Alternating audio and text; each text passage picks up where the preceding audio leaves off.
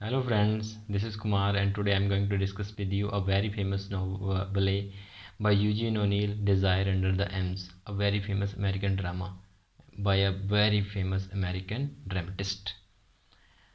चलिए दोस्तों, शुरुआत करते हैं सीधे कहानी से। ज़्यादा आपका समय ना लेते हुए सीधा मैं कहानी पे डिस्कस करता हूँ आपके साथ, जो मैं अभी डिस्कस करने आया हूँ। आपको पता है कि एचपीयू के एग्ज़ाम, अभी एमए के एग्ज़ाम शुरू होने वाले हैं। मैं एग्ज़ाम की तैयारी कर रहा हूँ। आज मैं पढ़ रहा था desire under the AIIMS play, जो यूजीन ओनील ने लिखा है, तो मैंने सोचा कि मैं उसकी कहानी मैं आपके साथ डिस्कस करूं। चलिए फ्रेंड्स, बहुत ही छोटा सा नोवेल प्ले है ये। बहुत ही छोटे से करेक्टर हैं इसमें, 3-4 करेक्टर्स हैं मेन मेन, उसके ज़्यादा कुछ नहीं है। अब्राहम कैबट एक ओल्ड फार्मर है, जो स्टोन फार्म का होल्डर है। जो उसके 3 सन्स हैं, साइमन, पीटर और एबन। और उसने अभी अभी तीसरी शादी भी करी है। तो 3 सन 3 शादियाँ, वाकई मज़े हैं इस बंदे के। तो चलिए शुरू करते हैं। 3 शादियाँ, तीसरी शादी करके अभी अभी भी घर आ रहा है वो साइमन और पीटर, जो फेडअप हो गए हैं अभी स्टोनी फार्म पे काम कर करके। बोलते हैं यार, बाप ने हमें यूज़ किया है बिना मतलब के। इस स्टोनी फार्म को काम करवा करवा के हमें तो उसने नौकर बना के रखा है, स्लेव बना के रखा है। We are not his sons but his slaves. So वो क्या चाहते हैं, वो चाहते हैं कि we should run away from the farm and should go to California because they thinks that there is gold. They will find the gold there and they will happily live there. एबन क्या चाहता है, वो farm को process करना चाहता है, क्योंकि उसे लगता है कि जो फार्म है वो उसकी माँ का था, जिसे एबन ने स्टॉल कर लिया उसकी माँ से। और वो अपने बाप से बदला भी लेना चाहता है, क्योंकि उसे लगता है कि अब्राहम कैबट जो ओल्ड मैन है, उसने उसकी माँ को ओवरवर्क करवा के उसकी जान ले ली।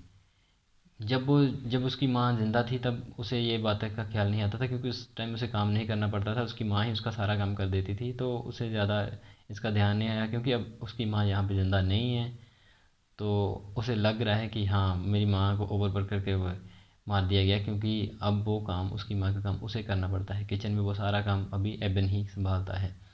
वो क्या करता है, उसे पता चलता है कि साइमन और पीटर घर से भाग जाना चाहते हैं। वो क्या करता है, वो अब्राहम के पैसे चुरा लेगा, और वो चुरा के उन्हें 300 पाउंड दे देगा साइमन और पीटर को, और उनसे साइन ले लेगा कि उसका जो भी फार्म और हाउस पे उनका कोई भी हक नहीं रहेगा, और वो अभी चले जाएंगे। जैसे ही एबन एंटर्स करता है अपनी तीसरी वाइफ को लेकर घर पे, उसी टाइम साइमन और पीटर घर से निकल जाते हैं कैलिफोर्निया के लिए, क्योंकि उनके ड्रीमी इल्यूजन्स हैं कि वहाँ पे गोल्ड होगा और वहाँ पे मज़े की ज़िंदगी होगी। खैर, स्लेव तो नहीं बन के रहेंगे ना अपने बाप के। तो ऐसा कुछ होता है। जैसे ही एबी घर पे आती है, वो लस्टी ग्लासेस फेंकना शुरू कर देती है एबन पे। उसे एबन बहुत ही पसंद आ जाता है, और वो दोनों एक दूसरे की ओर अट्रैक्ट हो जाते हैं। अब्राहम अब्राहम को हालांकि कुछ घर में गड़बड़ सी लगती है, लेकिन वो ज़्यादा इस पर ध्यान नहीं देता। और एबी जो है बहुत ही गरीब फैमिली से थी, उसकी शादी हुई थी, उसका बेबी भी मर गया था। जो उसका पति था वो भी गरीब था, तो वो हमेशा से दूसरों के घर में काम करती आई है, और उसका सपना है कि, उसकी डिज़ायर है, इच्छा है कि उसका भी एक अपना घर हो। तो वो घर पाने के लिए किसी भी हद तक जा सकती है। इसीलिए वो ये बात शेयर करती है अपने स्टेपसन एबन के साथ और अपने हस्बैंड के साथ। अब्राहम उसे बताता है कि वो अपना फार्म उसे नहीं दे सकता, क्योंकि वो उसका ब्लड नहीं है। वो चाहता है कि ये जो फार्म है ये उसी के ब्लड के किसी उसके किसी बेटे को मिले, जो उसी का ब्लड हो। जिससे कि क्या होगा, वो फार्म उसके मरने के बाद भी उसका ही रहेगा। हालांकि वो 6 फीट अंडर रहेगा ज़मीन के, लेकिन फिर भी वो फार्म उसी का रहेगा। लेकिन अगर वो फार्म अपनी बीवी को देता है, तो वो फार्म उसका नहीं होगा, वो फार्म तो उसकी बीवी का हो जाएगा, क्योंकि वो किसी और का ब्लड है।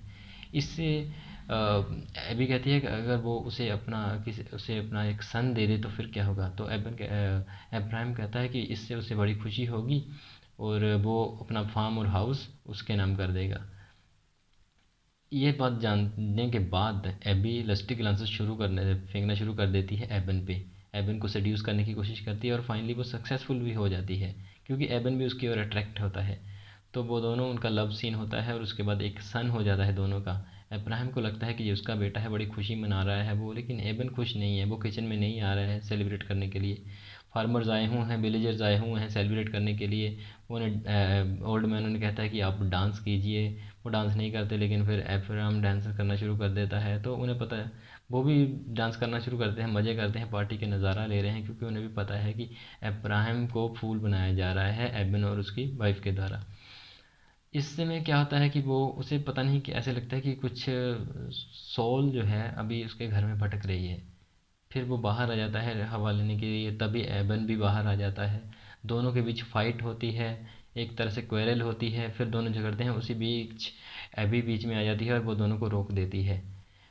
इसी बीच अब्राहम ने एबन को बताया होता है कि अब तुम्हें वो फार्म नहीं मिलेगा, क्योंकि अब उसका अपना एक बेटा हो गया है और वो फार्म जो है उस बेटे का हो जाएगा और वो एबी का हो जाएगा। तो तुम्हें अभी अपना बोरी बिस्तरा उठाओ और निकलने की बात करो यहाँ से। इस पे एबन को बड़ा गुस्सा आता है। वो एबी को डांटता है, कर्स करता है कि उसने उसे यूज़ किया है, उसे स्लेव करने के लिए मजबूर किया है उसके साथ, ताकि उसका बेटा हो और जो फार्म जो है उसका हो जाए। एबी बहुत बता मिन्नतें करती है उसकी कि नहीं, उसका ये इंटेंशन शुरू में तो थी, लेकिन बाद में उसे उससे प्यार हो गया। लेकिन एबन उसको बिल्कुल भी नहीं सुनने वाला। वो बोलता है कि मैं तुम्हें इसके बाद देखूंगा भी नहीं, मैं चाहता हूँ कि वो बेटा पैदा ही ना हुआ हो, अब वो मर जाए इसी वक्त, और मैं तुम्हें, मतलब बहुत ही सारी गालियाँ देता है वो। एबी को लगता है कि अगर वो अपने बेटे को मार देगी तो शायद एबन उससे प्यार करने लगेगा। इसीलिए वो नेक्स्ट मॉर्निंग अपने बेटे को मार देती है और एबन को जाके बताती है कि मैंने ऐसे कर दिया है, अब तो तुम मुझ पर यकीन करते हो ना कि मैं तुमसे प्यार करती हूँ।